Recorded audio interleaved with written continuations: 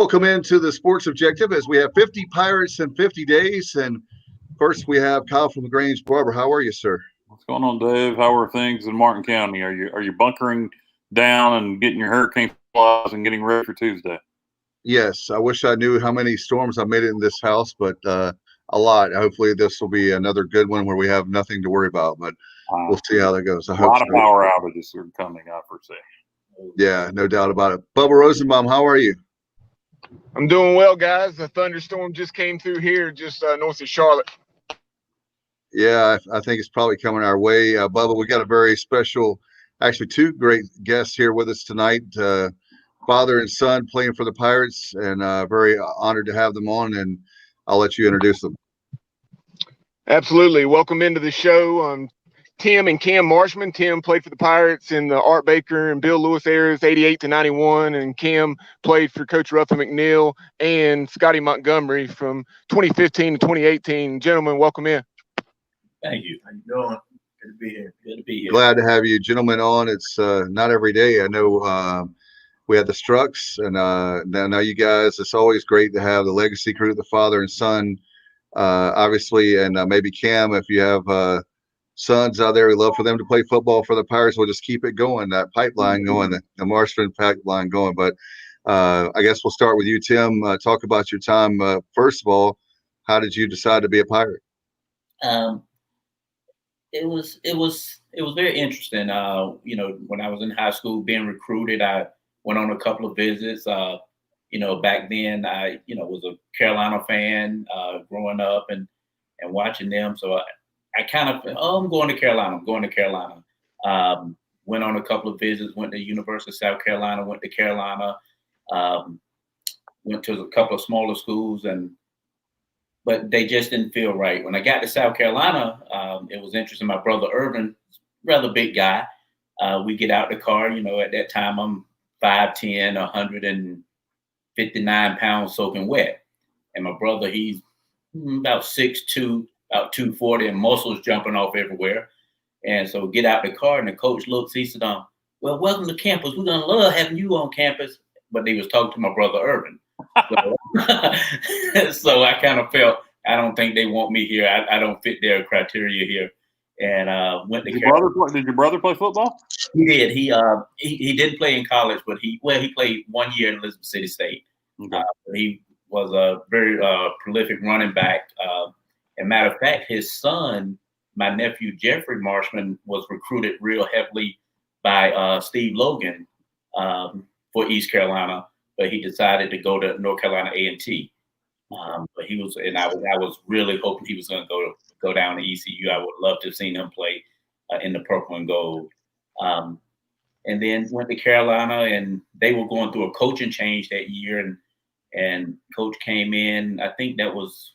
Was that Mac Brown? They would come when Mac Brown was coming in, and he called me in and talked to me. He said, "We'd love to have you here, but we want you to come in as a preferred walk-on in the spring, in the fall, and then we'll put you on scholarship in the spring." I'm like, don't think so. Went back to high school, talked to a couple of my coaches. Coach Shaw, he was like, "Tim, East Carolina's been really interested in you," and Coach Driesbach at the time came in, talked with me, went down there, had some guys that went to school. I went to high school with were already there, Gerard Moody, Don Gaylord, a couple of those guys, and got down there and just fell in love with the campus and everything. Said, "This is where I want to be." Plus, it was close to home. I could go. I was a mama's boy, so I could, 45 hour and a half hour drive tops. I could see mama. No doubt, and that's one of the things I think that's going to make it interesting with Coach Houston. We'll talk to you guys about your thoughts about him later in the show, but certainly I think with Coach Houston now, a lot of the guys that may have gone to the States and the Carolinas or other schools, when Pirate Nation gets back playing Pirate football the way we are, then a lot of the guys that will start, I think the local guys will start, not all of them, but I think some of them will stay home. Oh, definitely. And also, so you picked when you picked East Carolina, you came under Art Baker. I know at the end of his tenure there, and you had Bill Lewis. What was it like with that coaching change? It was Art Baker was a player's coach. You know, he knew how to pump you up, you know, make you feel good. He had the discipline, but it wasn't that, like Bill Lewis kind of put that, hey, not fear in you, but that faith in you that you could just do anything. One of the biggest changes, though, was just simply the conditioning aspect of it and the expectations. Art Baker had expectations, but Bill Lewis' expectations were way up here. And it was you live up to them or you leave, pretty much. It's, you know, what we got. But it was an interesting coaching change because when the coaches came in, I also had a position change as well. I went back from offense back to defense. And so that made me a lot more comfortable as well. Talk about that staff when you first came in here. Bill's first staff was unbelievable. You had Steve Logan and Steve Shankweiler, but you also had Mark Ricks. Yes. Several other people. Chuck Pagano. Yep. I mean, it was an all-star staff. Yeah, it was a loaded staff, and Ron Cooper was up there. Jagozinski. Jags. It was a loaded staff, and those guys, man, they motivated you, and I learned more about the game of football under them that when they came in. It was amazing how they could just instill the knowledge of the game. I had the physical aspect of the game, but the knowledge of the game and why things happen and the look fors and the little nuances of the game. And you know, it just watching Pagano as he went through. And I remember sitting there talking to Cameron one year when Pagano was the head coach with the Colts. And I was like, that was my DB coach right there. You know, he was like, oh, that's pretty cool, you know. Yeah. And Tim, I had a question for you. This was practice number 3 today, I believe. They went ahead and got a third practice in because of the storm coming. Talk about the fall camp. I just want to get your take on it, being this fresh in our minds right now, and hope to God we have a season. We'll talk about that later too. But how was fall camp under with Baker and Lewis? Baker's fall camp was interesting. You know, like I said, he was more a player coach. I remember under Baker, we used to have the Pepsi breaks, Pepsi and watermelon breaks, you know, and Pepsi was a big sponsor. And, you know, it would be 98, 99 degrees. And coach like, okay, take it to the pool, gentlemen. Like, take it to the pool. We kind of looking around like, what you mean? He's like, I'm going to the pool. Bill Lewis was no taking it to the pool. Bill Lewis was like, hey, you keep going.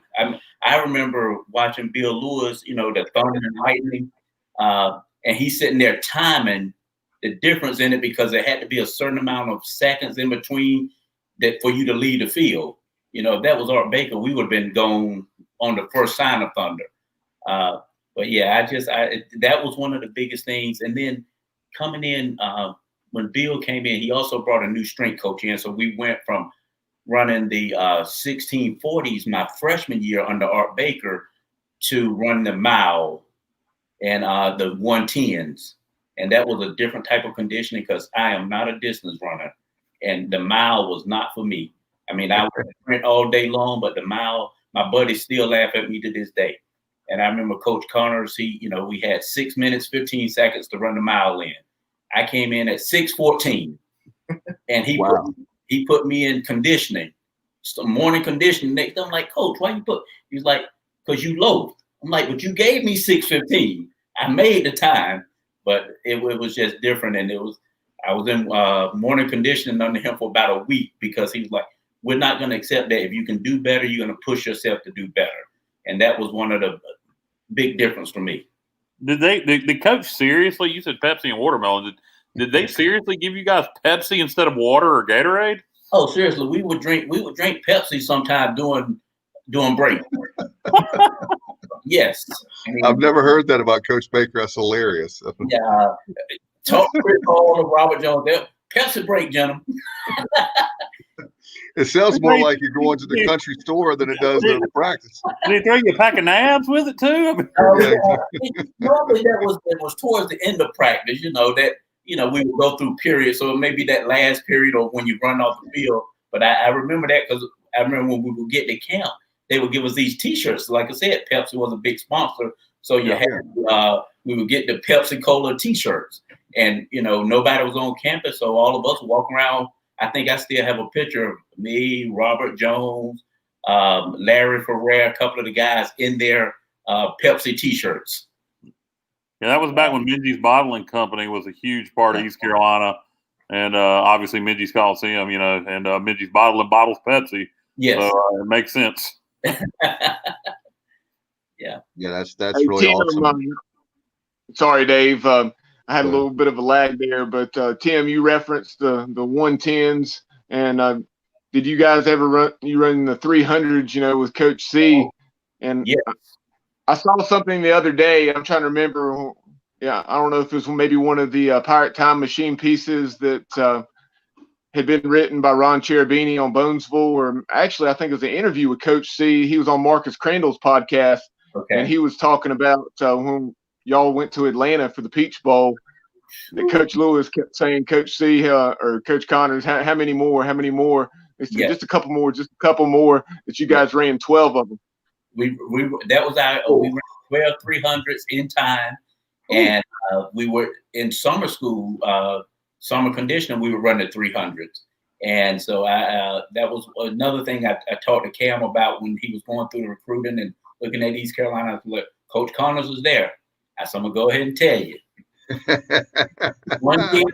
300. Get ready for him, because I still have Coach Connors' workout book that he gave us with everything in there. Like if you want to gain weight, maintain weight, to work out with it, and I would let Cameron use it and go through that when he was in high school. But those 300s were something special. The 110s were tough as well, but those 300s were something special.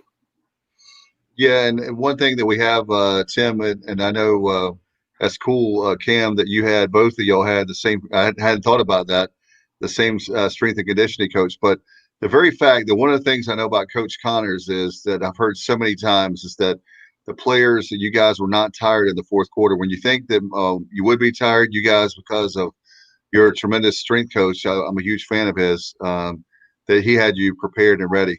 Yes, he definitely had you prepared. The fourth quarter was ours. And I look back on different games that we lost my freshman year. We would play well for 3 quarters, then we would fade out in that fourth quarter. And then when Bill Lewis came in with Coach Connors, and the next year I think we went 5-5-1 the first year under Bill Lewis. We were a lot more competitive in the fourth quarter. And then the following year, we became more competitive until, it built, because he then created that culture. And with Bill Lewis instilling, we believe, and, we can do this. And then Connors having us physically prepared. That was just a deadly combination, because we always had the athletes. We always had the talent, but we just needed that little edge. And Coach Connors gave us the physical edge, and Bill Lewis and his other coaching staff gave us that mental edge. Cam, growing up, how much did your dad talk about his days at East Carolina and the Peach Bowl year and all that kind of stuff? All the time. I mean, we got the jersey here, we got the ring here. When his boys would come in town, they get together, and I basically felt like I was at the Peach Bowl. So I think I've seen the Peach Bowl at least 3 times. I've heard all the stories about them, practices, whatever. So I was there. Bubba, you were there. I was there. Kyle, you watched it on TV, right? Actually, I didn't even watch it on TV. I wasn't a Pirate yet. I was, January 92. I was 11. I didn't become that's right. A few years later. That's right. 94. I was 13 or 14. Cam, talk about your recruiting process coming into East Carolina. Obviously, your dad being a Pirate, I'm sure you grew up going to some East Carolina games, and talk about your recruiting. Did you always want to be a Pirate because your dad played at ECU? Or okay, 100%. So I love ECU. Obviously, I went back all the time. I think that's the main games we went to, really, was ECU games. I know as a kid growing up, it was like a treat to go to an ECU game. I'd wake up, they're like, all right, we're going to the game tomorrow. And I'm the first one out of the bed. I got all the gear on. I'm ready to go. And it's a funny story. One of my cousins, she stayed with us one night. We were supposed to be going to the ECU game the next day. And she was one of those people who wasn't a morning person. She didn't want to wake up. She wanted to get out of bed. So we wake up the next morning. I'm ready to go. We can't get her out of bed, and we ended up missing the game. So missing the game? You just leave her ass at home. Missing the game. I think I was mad at her for a good week after that. So, I loved ECU. I always wanted to be a Pirate. And coming out of high school, I actually didn't have any offer. I didn't have an ECU offer. I had some smaller schools, and I was actually committed to Davidson College to play corner there. Like I said, I had some other interests, and I was constantly in contact with ECU. I went down for camp, had a great showing at camp, and they told me, they were like, look, you can come here. We'll give you money in the springtime. And that was kind of where my relationship was with ECU. So I went ahead, committed to Davidson. And in my head, I had kind of told myself I'm going to go to Davidson, get my feet wet, and then transfer into ECU. So that was my plan. Then I think it was maybe 2 months after I committed to Davidson, they had a big coaching change. My DB coach actually started coaching in CFL. And at that time, I was kind of like, maybe it's a sign. So I went ahead, decommitted from them, and told ECU I was going to come down as a preferred walk-on. I wouldn't have to try out or anything. So just go down, and they told me first day on campus, I'd come out to the practice field and go ahead and start there. So that was kind of my journey getting to ECU, and I haven't regretted it since. So. Who recruited you, Cam? Was it Rick Smith or? It was Dave Nichols. Dave Nichols, okay. So yeah, he came up to my high school a couple times. Like I said, I talked to him very often. But yeah, they gave me that preferred walk-on deal, and just took it and ran with it. And Cam, you had an interesting situation too. You're a legacy recruit, your dad going there, but also you had a situation where you come in. It's kind of, I thought about that. Bubba and I were talking about that right before the interview. I didn't think about it, make the connection, but both of y'all had a coaching change 1 year after you got there. You had Ruff, unfortunately, was let go, which we've talked about that many times on the podcast, how we feel about that. And then you have Coach Mo coming in. How was that transition from you have the coaching staff that wanted you to the coaching staff that's brand new that replaced them? It was definitely difficult. I know when I first got there, that first season the first season under Ruff, I was obviously on the practice team, kind of scout team for the defense. I played a lot of receiver there, and they loved me. Actually, after the first week on campus, like I said, I went in as a DB. First week on campus, after being on the scout team at receiver, they were like, look, we're putting you on the offensive side of the ball. We love you. So I started playing receiver a lot. And towards the end of the season, I talked with Coach Nichols and Coach Mo and Coach Ruff, and they were like, look, we love what you did this season. So I was basically looking at a scholarship in the springtime. So obviously after that season ended, Coach Ruff got fired or whatever. And then a new staff came in, and I was basically starting completely over. I didn't have the relationship with them. I mean, I knew Coach Mo from when he was at Duke, but outside of that, it was completely starting over, and I had to work my way back up. So it was difficult. I know I was hurt when Coach Ruff left. I love Coach Ruff, loved his staff. I think it kind of hurt me more mentally than anything, just kind of looking at it and saying I was this close, and then I'm back to square one. So it was tough, but it is what it is. Yeah. Can you talk about the differences in the practices between the way Coach Ruff and his staff ran practices versus how Coach Montgomery and his staff ran practices? It was completely different. With Coach Ruff, me and my friends always joke about it. Coach Ruff's practices seemed like they were like 4 hours. So we're out there. They weren't fast tempo, but we got a lot of work in. But they took time. Like if we were on special teams, after special teams, we would kind of come together. They'd coach it up on the field. So it was just stretched out. And it was in the middle of the day. So I think we would be on the field around 2 o'clock. And it seemed like we didn't get to the house until like 7 by the time everything was finished. But then when Coach Mo came in, his idea was, he told us from day one, he was like, look, we're going to go out on the field.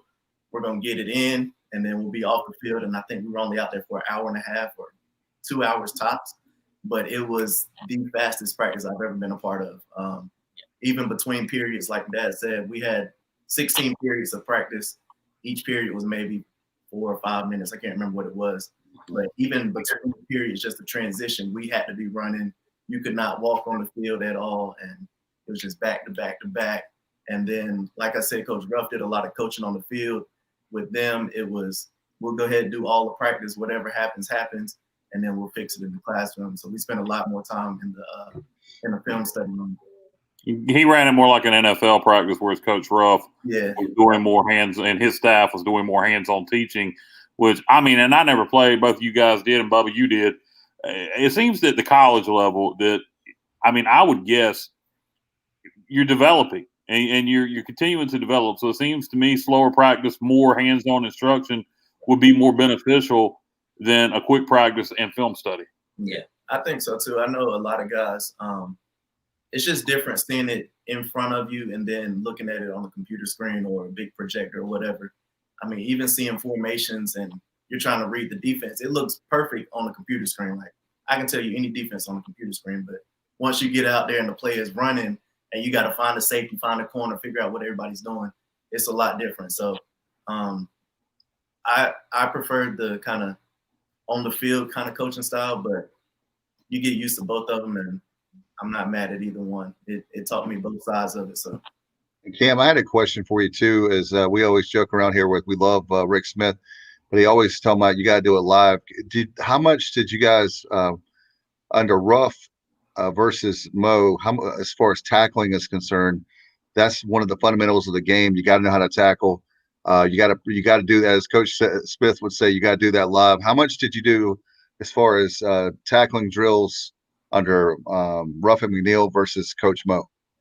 Coach Ruff, we hit the ground a lot more in practice. Even I think it was at the end of every Wednesday or Thursday, we would have completely live. It's all the way to the ground or whatever, just kind of full speed. With Coach Mo, he brought in the kind of NFL way about it, and he told us we're not going to hit the ground during the week. So everything was tag off. Most of the time, the most we did was thud up. So we had the DBs kind of come up, wrap you up, but we rarely hit the ground with Coach Mo. Especially in that first year. The first year, like, you would almost get punished if you tackled somebody or. Oh my God! And then he kind of started scaling it back a little bit, and we started getting a little more physical, but it was completely different with Ruff. Hey, Tim, did you have that where you didn't tackle in practice? Oh no, I remember when he told me that I had like this look on him like. I remember our practice on Sunday. After the game, we would do conditioning and stuff. Monday, I think we were off and injury.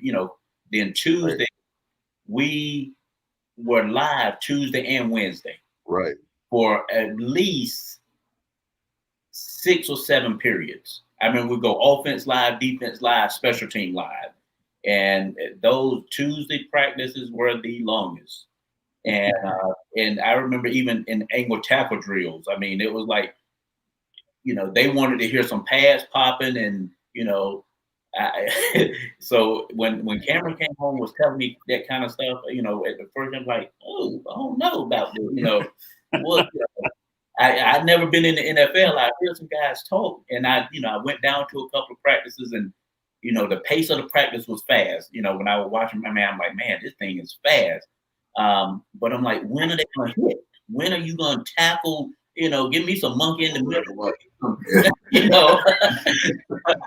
So, we wanted to hear some thug, but I remember we had many days of hitting, Dave Daniels and Adrian Barnhill and Willie Lou coming through there. I was at the first year, I was glad I was on offense at that time. And then when I went back to defense, I was like, okay. But then I was like, man, I got to hit these boys now, And I remember I hit Dave Daniels enough in high school. We went to Rose High and I went to Northern National. We met, twice a year. So, but yeah, it was. We did some thudding up, but not much. That was usually Thursday when we were in shorts.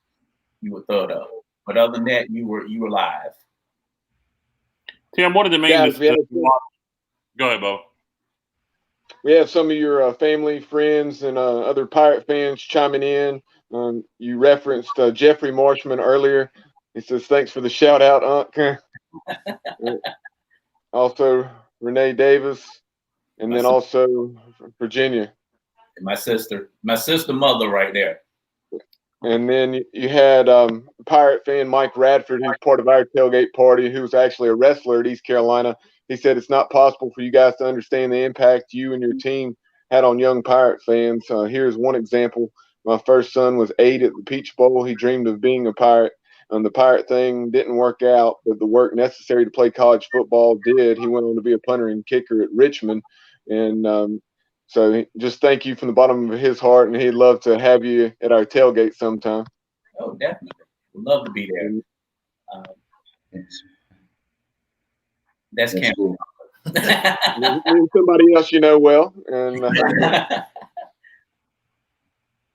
that's cool. Veronica Barnes there. Great interview. I'm learning a lot. I know, Kyle, you had a question for Tim.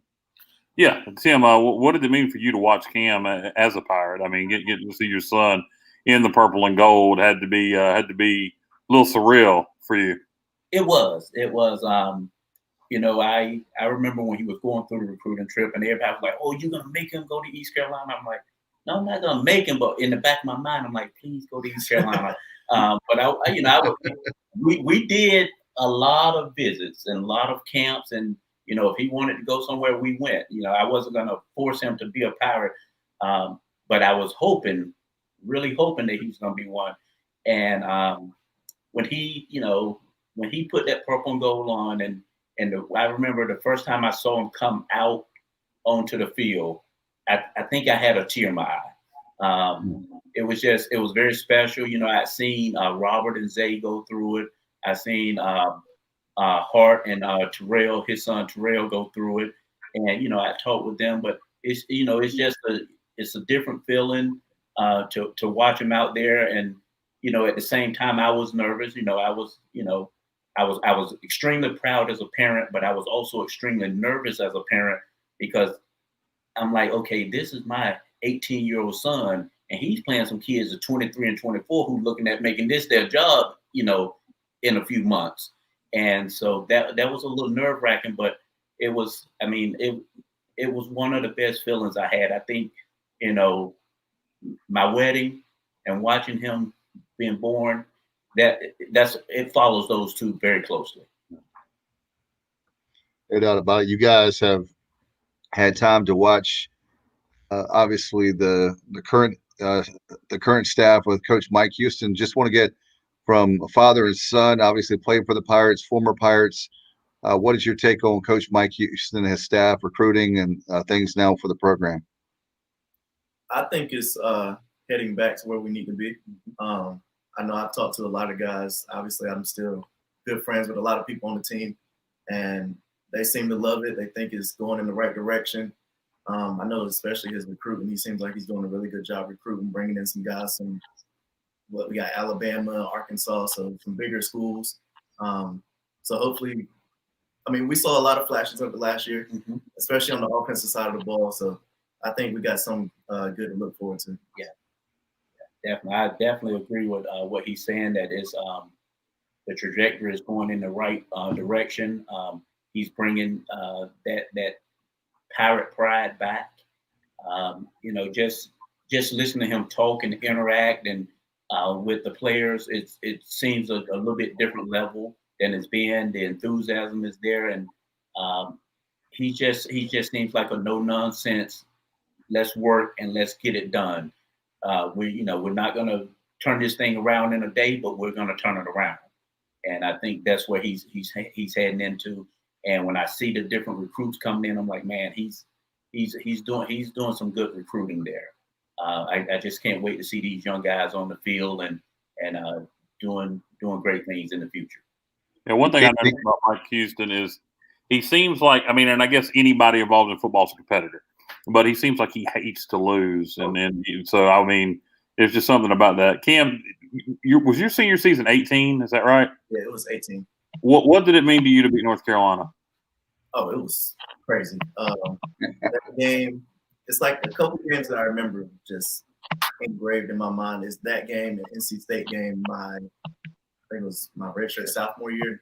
But those two games were just ridiculous. On the field, it was hard for us to hear. Like, it was people everywhere, and it was just one of those feelings that you can't describe. Like, when we walked on the field and fans are yelling, they got the flags flying or whatever. It was just crazy to see.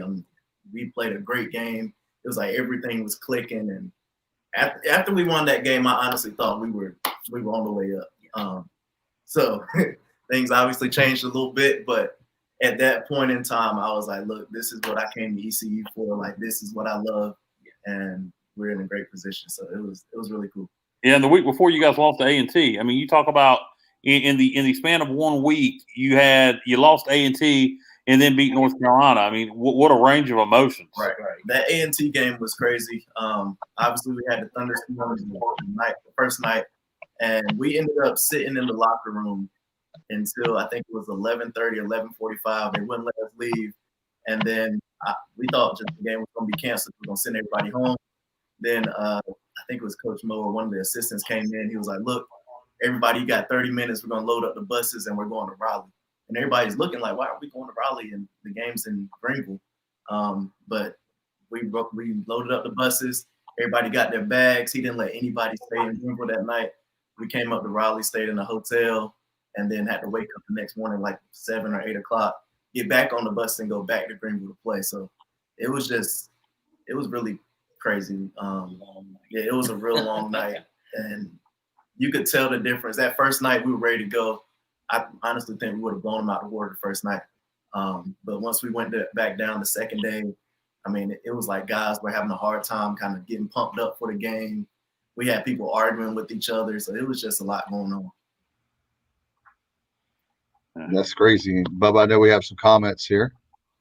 Yes, one of Kyle's good friends, a Southern Miss guy named James, down in Hattiesburg, chimes in with, I believe Tim played against Favre, and he certainly did in those years. So what are your memories of Brett Favre?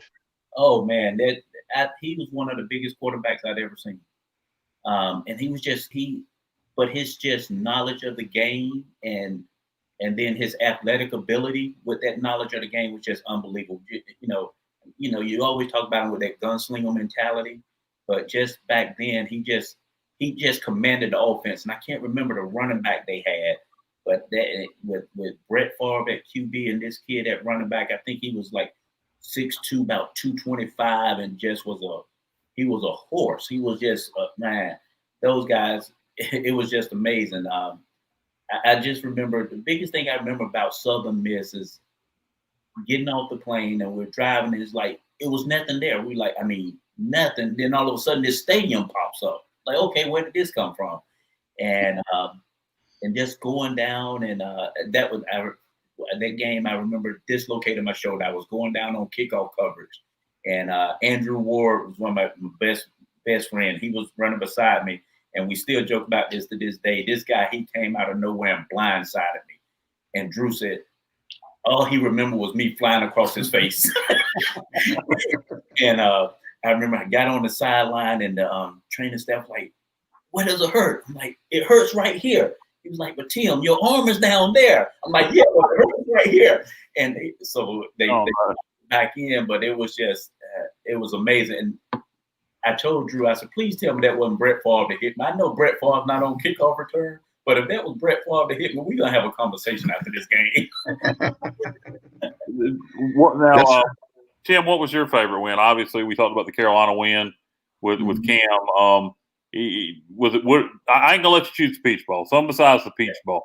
My favorite win when I was playing or when Cameron was there? When you were playing.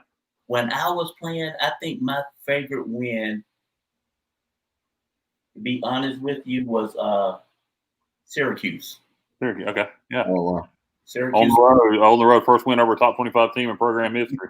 And and I think that kind of stands in my mind because Jeff, the way he commanded the offense and the plays that he made late in that game to get us in position to win, it was just unbelievable. And that was. The atmosphere in that Carrier Dome was just crazy. And that was the first time I had been to the Carrier Dome. So, when I walked in, I'm just like, wow, you hear about it, but to see this thing and then to go up there and pull off that victory, it was just amazing. Of course, there were some others, but that one stands out in my mind. And when we're talking about Cameron, I think I love the victories over Carolina, but I think that win over NC State, his redshirt freshman year, I believe it was. 16.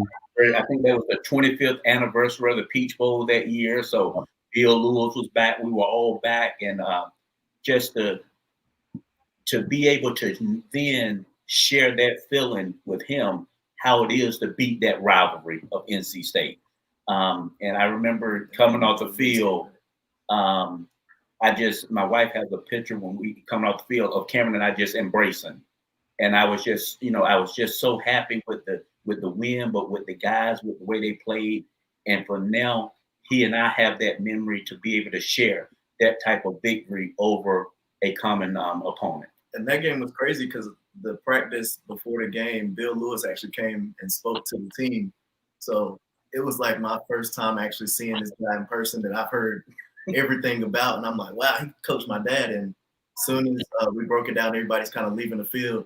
He comes over and he's like, hey, man, it's nice to meet you. I was your dad's coach. And it was like, I knew everything about this man. And I had never seen him a day in my life. So it was kind of crazy to see. But like you said, that was a great feeling. And definitely one of the best games at ECU while I was there. Yeah, no doubt. You're talking about I know it's a different time, Tim, obviously, but you're talking about Southern Miss and Pitt and Syracuse. I wish we could get those guys back on the schedule because I really believe that those are kind of like I wouldn't say all of them are rivals, but with Southern Miss for sure. James, obviously, being down there in Hattiesburg, that's obviously a very close friend of Kyle's. But Southern Miss is somebody that I wouldn't say every single year, but we definitely need to have them back on the schedule because we've had a lot of great memories and some not great memories when we were playing those guys. But they're one of the close outside of the in-state schools. They're probably the closest, I would say, rival. Wouldn't you think, Kyle? Yeah, long term. I mean, yeah. he's got Southern Miss games. We were Southern Independents. We played each other every year, and then through the Conference USA days, there's just so much history there. I know back in the '90s, man, it was Steve Logan and Jeff Bauer ruled Conference USA. So, I'd like to see him back on the schedule, even if it's just a home and home every 7 or 8 years. Yeah, I agree. That would be great. Who would you like, Cam? Who would you like to see on the schedule? Maybe that's not on the schedule right now. Of course, the Tar Heels are not on the schedule for some reason. Maybe because we beat them 3 straight. I'll just mention that again. But schools on the schedule. Let's see. Is there somebody you would like to play? I know that we have the big house. Bubba and Kyle and I will be there in a couple years, right? Is it 23, Bubba? Yeah, Kyle? I think 23. Yeah. Is there anybody, Cam, that you'd like to see us play that we haven't? Somebody you'd like to see on the schedule? Off the top of my head, I couldn't choose one school. I know when I was growing up, the Southern Miss thing was huge to me too. I would play it on my NCAA football game when I was like 10 or 11, and I would play ECU versus Southern Miss, just kind of that rivalry. But right now, I don't know one particular school. Hey, we'll go Southern. We'll go Southern. John Gilbert, if you see this, you hear that? Everybody says play Southern. There you go. I wouldn't mind seeing Duke kind of just take up the whole state. Yeah. But yeah, I'll say Duke. Yeah, Duke is still on the schedule here and there. They used to be sprinkled in there. Yeah, hopefully we can get them back. We do have Wake Forest coming back in later this century, or later this decade. 27 or 48. Well, later this century too. But so we have Wake Forest coming back on. Yeah, it would be cool to see Duke back on the schedule. We haven't played this since 2005. That's hard to believe. The Skip Holtz game. Yep. Yeah, the opening. One of my coaches. Go ahead, Dave. I had a little bit of a lag there. No, I love the fact of, I know that Kyle and I especially are scheduling nerds, and it's kind of crazy. We'll talk later about it, but the scheduling right now is crazy. I want to ask you guys, as far as COVID-19 is concerned, how are you guys making out with that? We'll start there. And I was going to ask you, obviously, another question, but how are you guys making out with dealing with COVID-19? Well, it's I'm in education up here in Wake County, and so it was a drastic change to go to complete remote learning and working from home. I work at central office in Wake County, so with supporting different schools and teachers. So getting used to doing the Zoom calls and where we use and teaching the teachers how to use Google Classroom. That was a change, and of course wearing the mask, being out in public with the mask on, because they get a little hot, but you have to have them on. So after the first 2 weeks, it kind of started adjusting a little bit more. But at first it was a big adjustment for me because I'm an outside type person, and and I'm a talkative person too, so I love to talk to people. So I had to kind of be careful and curtail that a little bit. So that was a little bit different. But we're adjusting pretty well. Yeah, I think same with me. I've been doing some strength and conditioning work down at Young's in Greenville. So that first 2 or 3 months, we went completely virtual. So I was back here in Raleigh at home, and trying to do virtual strength classes is pretty difficult. It's just something different. Not everybody has weights and stuff at home. So just kind of adjusting there. But it took a little time to get used to, but I think it was kind of fun being at home. I get to eat all their food and stuff like that. I don't have to buy anything. So that was the good part about it. Yeah. But Mom was cooking. I had to also remind him that, since he was doing virtual training, that I wasn't one of his clients.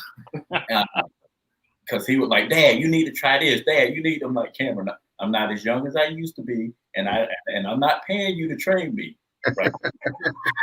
So we had to establish that, Do you guys think we're going to start on time? What are your thoughts about the 2020 season here coming up in a few weeks? I don't know. I want to say we're going to play, but it's like this bug in the back of my head that I don't think we are.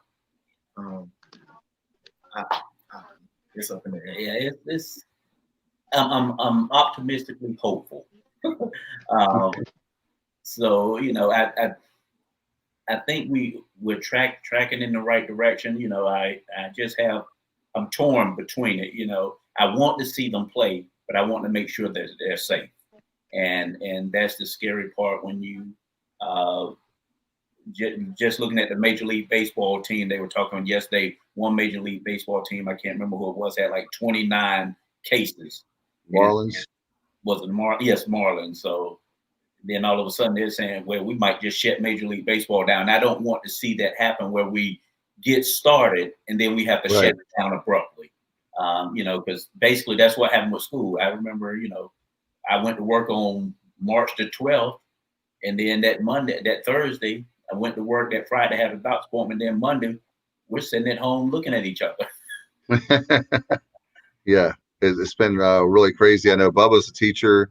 His wife Stacy's a teacher. Then Kyle's wife Jessica's a teacher. It's just been so surreal with all this.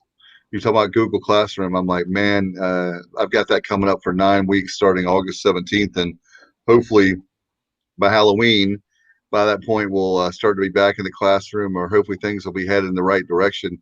And we've lost 2 games on the Pirates schedule now with not having, obviously, Norfolk State. And then we found out last week, I think, South Carolina. So do you guys want to see the Pirates add a couple games, or are you happy with 10 games? I'm happy with 10, but, I would prefer, to get as many as possible in. But I'm going to take what they give us right now. So if we had to take 10, I'll take 10. But I would love to see if we could, add that 11th or 12th game. Make sure, give the guys a little bit more work as well. Since they've missed so much right now, those extra games, just it's nothing like being on the field. You can practice and you can watch all the film you want to, but it's nothing like being on the field and being live. Yeah, I'm kind of like you, Tim. If we have to play 10, at least we're playing something. But if we're able to go and they say you can play 12, then let's schedule 12. Let's move that Marshall game back and play a couple of low-level FCS teams to knock the rust off. Yeah, definitely agree with that. We have some more friends and family members of Pirate Nation chiming in. Kim Williams-Wooten says the UNC game in 2018 was definitely an exciting game. I'm glad to be there supporting you. Then also loyal viewer and listener of the show, Bubba Grant, William Grant chiming in and saying, I'm another Bubba that knows your son's story, Mike Radford.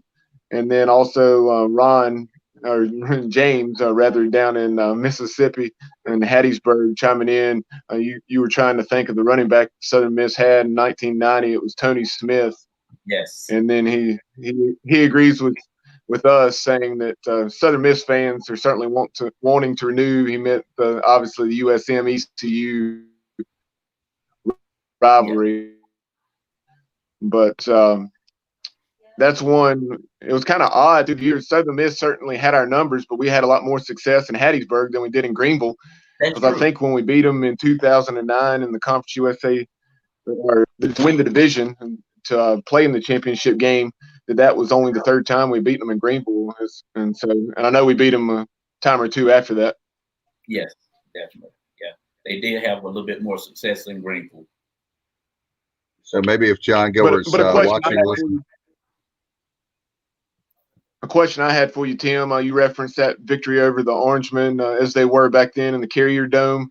And I know Kyle has talked about with him being down east, being able to get to the airport, like after the Boise State win in the Hawaii Bowl back in 2007. And actually, even though I was in the western part of the state, my family and we drove down to 96 when we had that 31-6 win down at Miami in the Orange Bowl.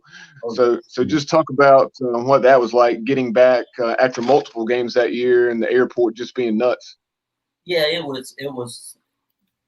That was a true showing of Pirate Nation. You come back and, it's 10, 11 o'clock at night sometimes or later, and you got thousands of people out there just, waiting to see you. You get back on campus, we get to Scott Hall, there's people standing out there, cheering you on and welcoming you back in. It was an unbelievable sight. I remember game, my wife and her family, at the time we were dating at the time, but her aunt and cousins, they all came and drove to the airport, because at the time we flew into Kinston, and met us at the airport. And they were coming from Nashville, North Carolina, right outside of Rocky Mount. If you're familiar with big city of Nashville, North Carolina. Oh yeah, no doubt. And so they were coming from there, and to come up and to meet us coming back, that was very very gratifying, to see that type of support. Tim, what's funny about that situation and Cam is that you would think that when you see these fans, these people around a bus, it would be a negative connotation, like we're lucky to get out there alive. And instead, with our fans, that we're so awesome, because I always say that we have the best fans. That might sound like a homer, but I really believe that if you look at whenever we do go back to a bowl, there's going to be so many Pirate fans there. They're just so thirsty, so hungry to get back to a bowl. I can't imagine that's going to be the hottest ticket in town to get. Definitely. It's just going to be crazy. And Cameron, saw it many times, coming down to games where Greenville is just, is bumper to bumper, people everywhere when you're having 50,000 people in that stand. I joke with people all the time. I said, there's no atmosphere, game atmosphere, pregame atmosphere like ECU. It's just, to me, it's unbelievable. It's a beautiful sight. I've been to several other games, and it's just that pregame site and that postgame victory site in East Carolina is just nuts. And when we're winning and you step out of your car or truck, whatever you drive, and you're in the tailgate lots, and there's people there. There's all the ladies there looking so fine. And you smell the barbecue. You get that smoke smell. Mm-hmm. And then you start walking towards the stadium, and you hear the band playing in the distance as they're walking up. And it's electric, man. You get in the stadium and the purple gold cheer before the game, and it just, when that stadium's rocking, and then you talk about after the game when the fans when you guys are celebrating on the field after a win, singing ECU victory, and just leaving the stadium knowing you just beat somebody, an important game, man. It just gives me goosebumps thinking about it. And it's a shame that even if we play this year, unfortunately, you're not going to get the full experience. And looking for the day when when everything's back to normal, but particularly when Pirate football's back to normal. Yeah, definitely.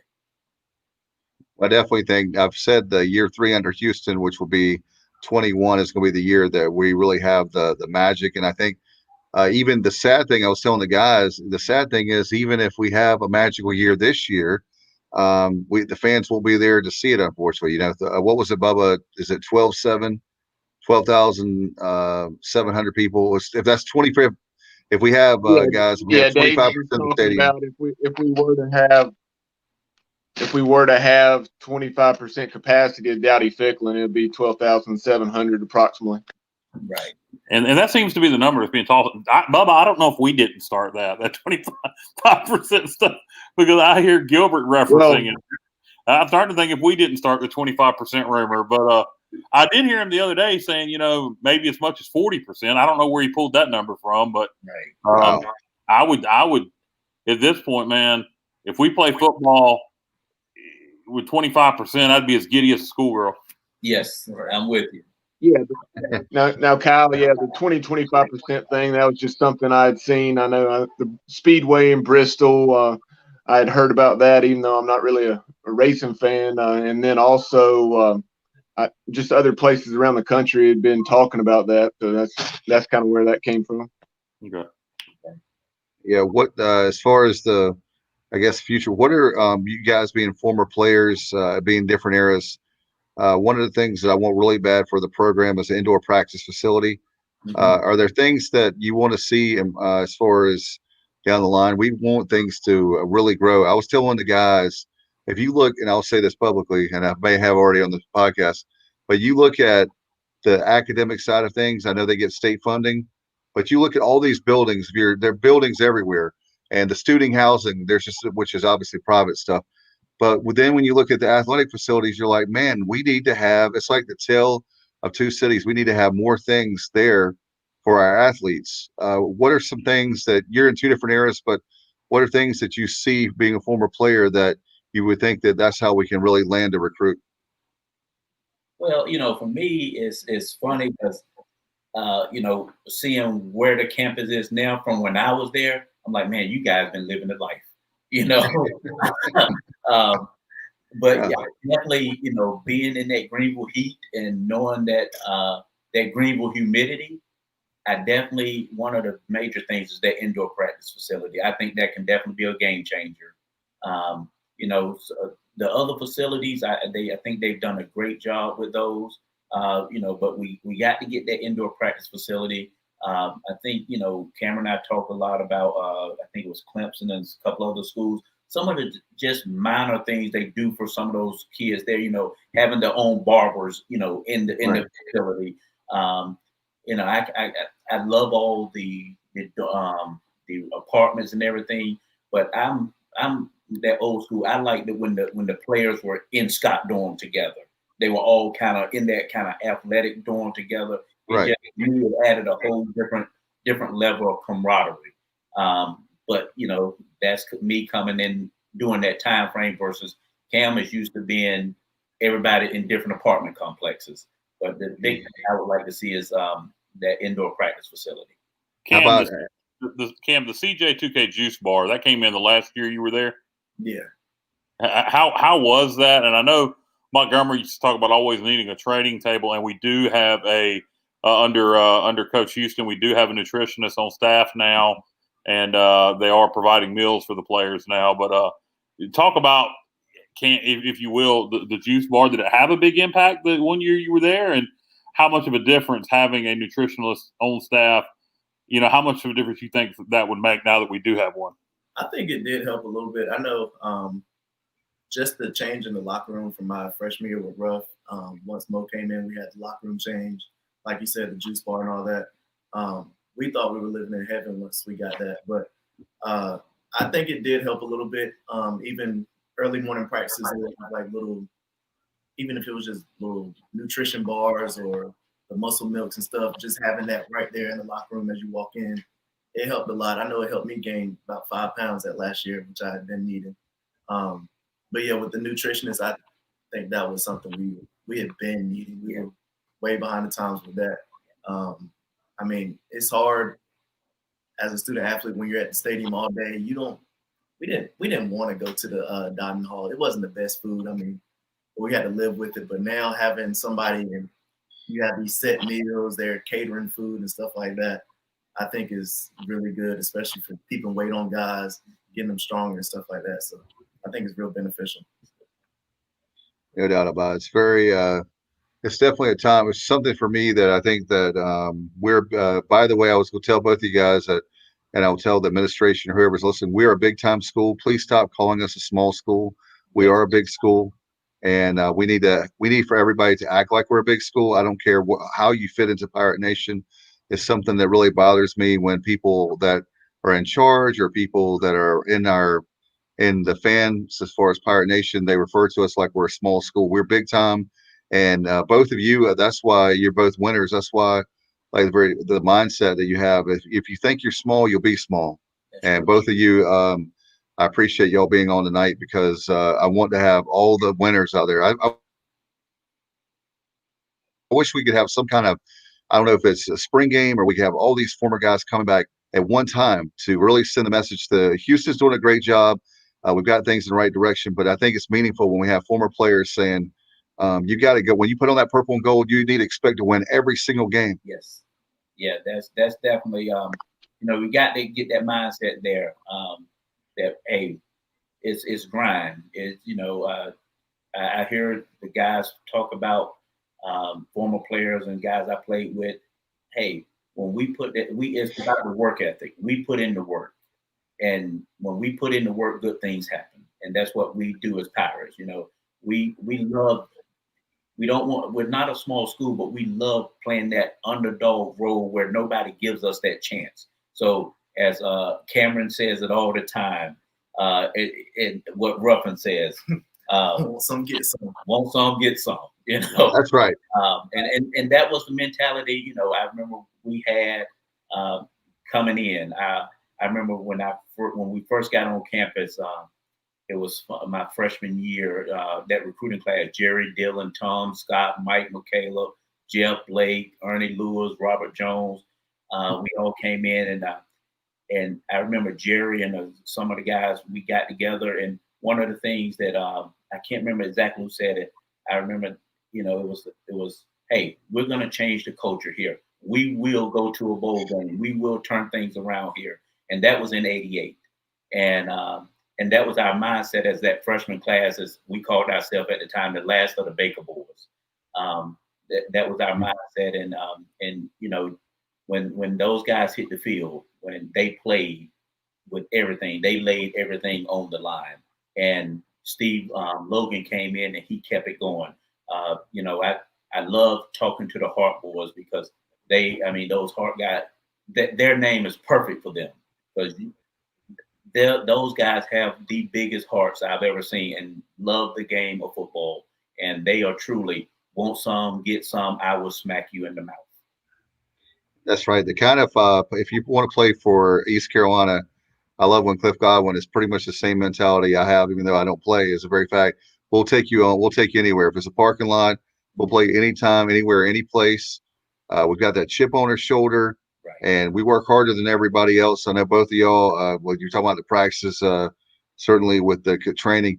By the way, before we let you go, we wanted to ask you guys, I know both of you shared a little bit. What are you guys up to now? Well, I currently, like I said, I'm at Wake County Public Schools. I'm what they call a Title I coordinating teacher. And so I do a lot of teacher trainings and I support teachers at Title I schools with the federal funding they get, do teacher trainings. I help run a lot of the summer camp programs up here. This is my 27th year in education. Taught fourth grade for several years. I was in the classroom for 17 years, and then I've been at central office for the last 10 years. And pretty much every school down east is a Title I school. Yeah. Yes. Yeah, here we are. I was a ball coach when I was there. And don't you, Bubba said, told me before the interview, don't you have another business on the side? Would you like to promote that? Yes, I do mobile detailing. I've been doing that as a business since 2002, I believe. Cameron and I have been doing it for a long time. Even when he was in grade school, he was 3rd grade, 4th grade. I taught him how to do the pressure washer, and he would use the pressure washer while I did everything else. And he made his little bit of money and came home and thought he was rich. That's so awesome. That's really awesome, man. Cam, how about you? You're talking about strength class, so I take it you're doing strength and conditioning coach? Yeah, so I graduated in 2019, and since then I did my internship at Young's Physical Therapy right on Arlington, and I've been there ever since I graduated, being a strength and conditioning coach there. Like I said, we did virtual for a while, but definitely doing some strength work down there. And I just finished up some classes 2 days ago. I'm looking to go back to school to be a physical therapist, so I'll be applying pretty soon. But in the meantime, I'm doing strength and conditioning. Now I'm in Raleigh doing some mobile detailing, so on the move. But I'm still in that kind of in between land right now. Just waiting to figure out where I'll be for the next 3 years. So do you have any desires to ever coach, Cam? I wouldn't mind it. I think I would rather be in like high school than college. I wouldn't mind college, but high school would kind of be my goal to go to, just kind of guiding them and seeing the recruiting process. I think that'd be really cool. I know a lot of the coaches I had in high school I looked up to, so just having that kind of relationship, I would definitely coach. Even basketball, that was my first love, was basketball. So I think I'd rather coach basketball than I would football. I don't know. Yeah, my mom was a physical therapist for 25 years. You get to help a lot of people doing that. So good luck with that.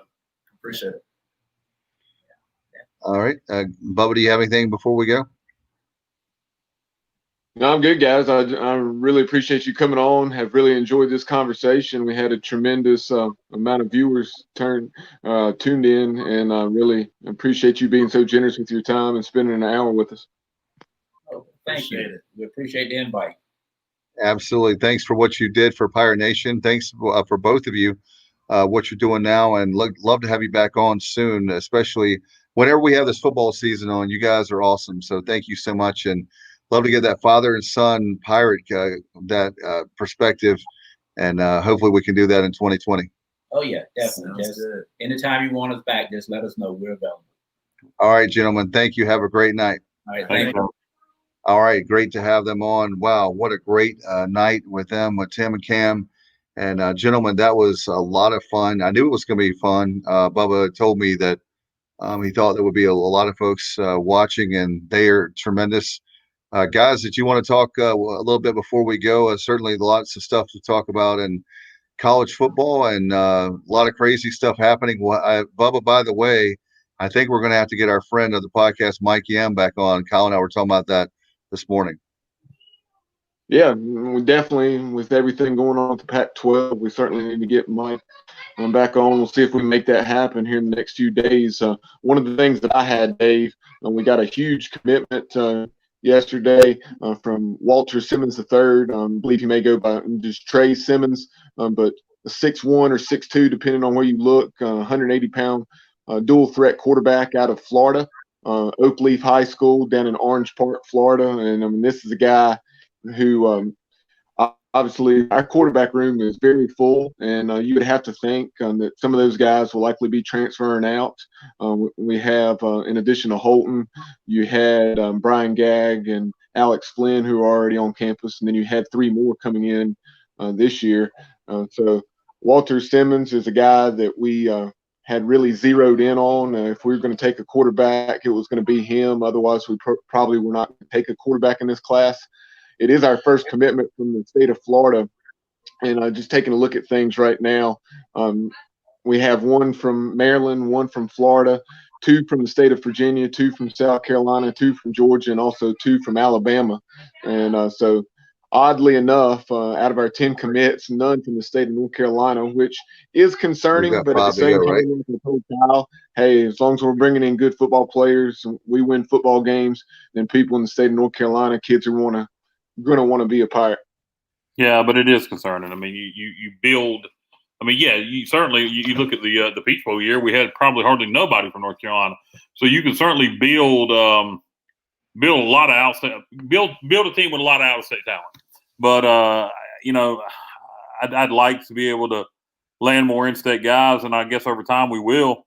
It's just a little concerning to me that we're not now.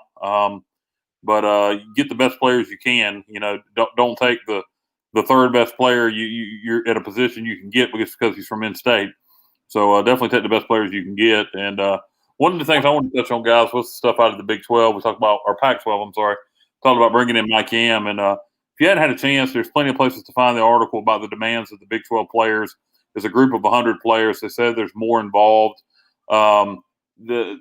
Some of their demands are very reasonable. I think genuine concerns over COVID and making sure their safety's taken care of, I think that's a reasonable request.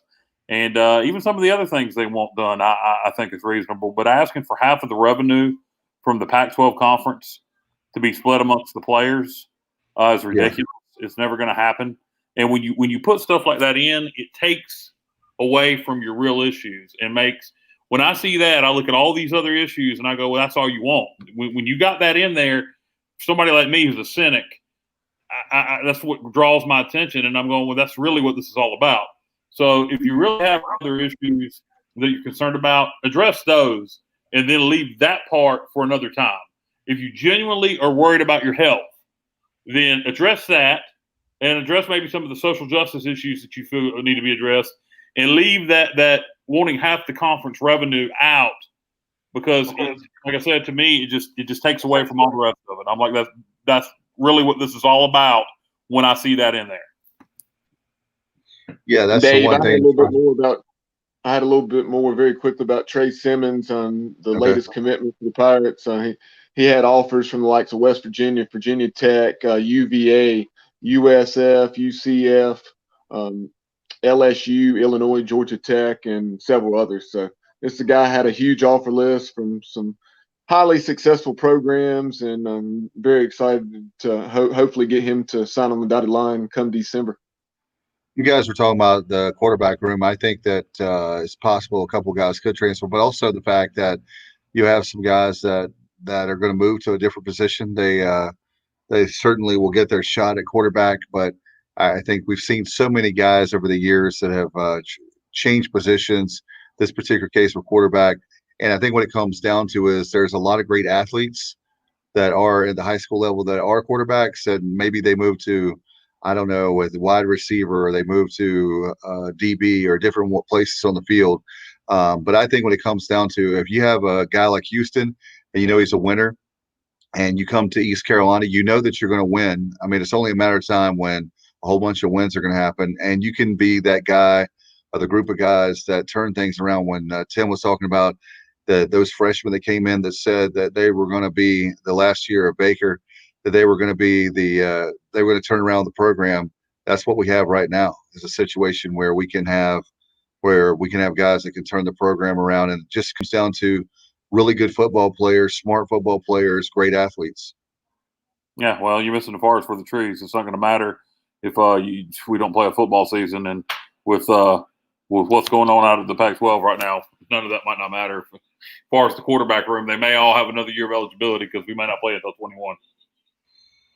Yeah, and that will be crazy if that happens, and I hope it doesn't.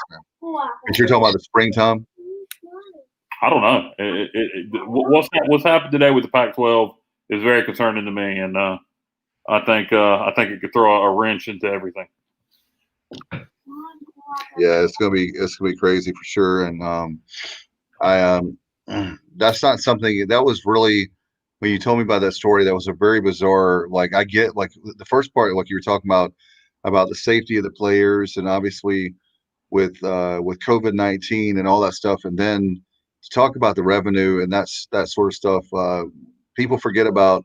You and I were talking about, but I remember years ago, I was in Raleigh working in radio, and there was a gentleman that came in that was working for the Disney Channel, but the cost of USC for his daughter to go there was $63,000, and that was about 2012, something like that. So yeah, I looked that up today. The cost to go to USC right now for in-state tuition for a year is $74,000.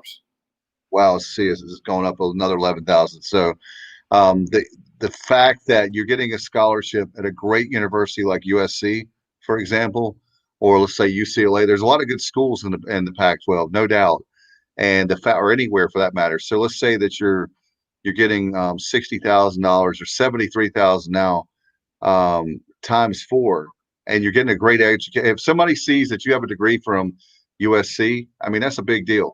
And the fact that program, think about that program. There's a lot of great athletes that have come out of the program that go into the NFL. Yeah, you got $4,000 worth of scholarship. You got cost of attendance, and we know the being able to monetize your likeness is coming down the pike. Probably next year, the year after, you're going to be able to get outside revenue from advertisers. So to me, asking for half the revenue from the conference is a bit of overkill, way overkill. Yeah. Bubba, you there? I don't know if Bubba's still there. I am. But you guys were talking about bringing in dual threat quarterbacks and the likes of most recently, assuming he signs with the Pirates, Trey Simmons. But prior to that, this year, Taji Hudson was one of the 3 we brought in. Mason Garcia, he's a guy that's more of just a pure quarterback. Not that Taji couldn't play quarterback effectively. He's going to get his opportunity to compete for the job, but he's a guy that's been mentioned to, have that athleticism to move to a defensive back or a wide receiver, kind of like an Arnie Powell or one of those guys. He's definitely like what you say, Bubba, like a Dwayne Harris. He's like that tremendous threat as far as he played quarterback in high school, but you see him maybe moving over. I would see him as my gut feeling. I don't know this, but obviously spitballing here, but I would say that he would be a great wide receiver. Yeah, I think Taji's he probably compares more to an Arnie Powell from the standpoint of his size. I think he's more like a 6'3" or 6'4", whereas Dwayne Harris was more compact and stronger. But no doubt has that potential to play at another position. And what's the latest, guys, on the kid from Oklahoma? If he's still waiting to graduate, are we just waiting on stuff from compliance, or is he done with his degree? I believe with us starting camp earlier, I think he was kind of in the same boat as Audio Matosho was last season, coming in from UCLA, where he just had to finish up some academic requirements to be eligible to be a grad transfer. Yeah. Crazy times we live in, and Kyle, we were talking earlier, so I want to bring this up about the schedule. You and I, Bubba, I hadn't had a chance to tell you this. It's been a crazy day. But we were talking earlier about how with the schedule looking like now, it looks like now that it's a no-brainer. You would move the August 29th game with Marshall. You move that back to September 12th because Marshall, of course, with playing Pitt on September 12th, they have lost the game with Pitt being in the ACC, and the ACC has gone to pretty much just a 10+1, 10 conference games +1. So it looks like I think they're going to move the game back to maybe I'm wrong, but I think they moved the game back to September 12th. I think that's going to happen. If we play a full 12-game schedule, I'd like to see us schedule an FCS opponent for Labor Day weekend and knock off some rust before we play Marshall. If we're going to play 10, then you just start the season with that Marshall game on the 12th. One thing I can guarantee you, I ain't going to guarantee you anything, but it doesn't make any logical sense to anybody to open up with Marshall on the 29th, then not play again until September 24th against UCF. So maybe you open up on the 29th, and then you schedule another game in between there, or either another 2 games. But I'm pretty sure we're not going to open on the 29th and then play again, not until September 24th. That seems rather illogical. One thing, guys, I know you had seen this, Kyle. I'm sure, Dave, you may have as well, but I wanted to bring up our thoughts and prayers are certainly with Louisiana Lafayette and the Raging Cajun family. Oh, yeah. DJ Looney, 31-year-old assistant coach, died on the practice field of a heart attack. That was crazy. I know that people always say that he died, loved what he was doing, but reading the comments today about that story, about how much people loved him, and being 31 years old is crazy, and up and coming coach, like literally the love of the players and the fellow coaches, and on and on and on. It was really sad to see that. And anytime you see someone young, but certainly in this particular case with a football coach who's on the field, I mean, that's just really disheartening, very sad. And I'm glad you brought that up, Bubba. I thought about that this afternoon and mentioned that I had already unfortunately forgot it. So thank you for bringing that up. Yeah, it's also prayers to Coach's family and friends and to the entire Raging Cajun community. No doubt about it. We're gonna. By the way, Bubba, before we go, I want to mention to folks that we have a lot of programming we have that from the past and great stuff coming up. Yeah, we do. 50 Pirates in 50 days. We're halfway home.